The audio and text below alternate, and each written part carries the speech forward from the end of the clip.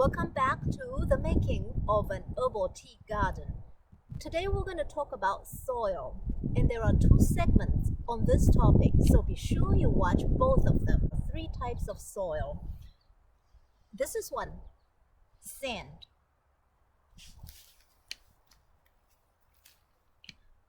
This is sand, pure sand. As you can see, for the gardening purpose, while this is porous and provides a lot of drainage, it also does not hold water nor nutrients. So this presents a big problem. When you pour water over it, right away you see how fast it drains. So this is not ideal. The other major type of soil is clay. This is clay, hard as a rock. You can see right away the problem is it will choke your plants to death. It cannot breathe. Although it may hold water, it cannot breathe.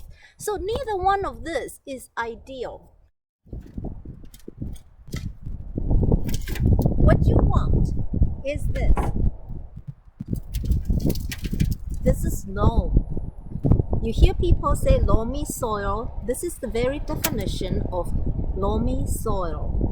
It is porous enough for the water to drain and providing plenty of breathing room for your plants, but it has enough organic matters in it to provide nutrients as well.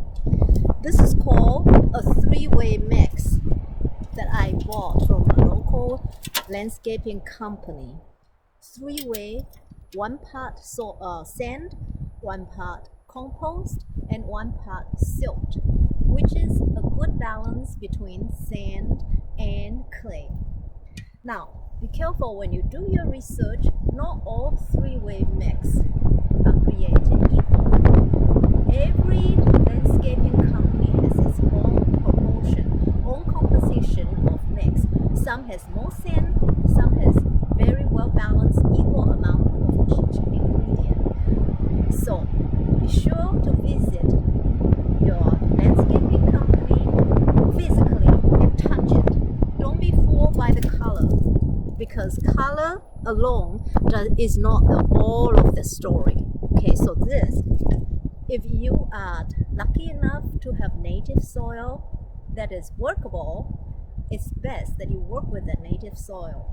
If you have to amend because your soil is too sandy or too clayey, this is a good choice.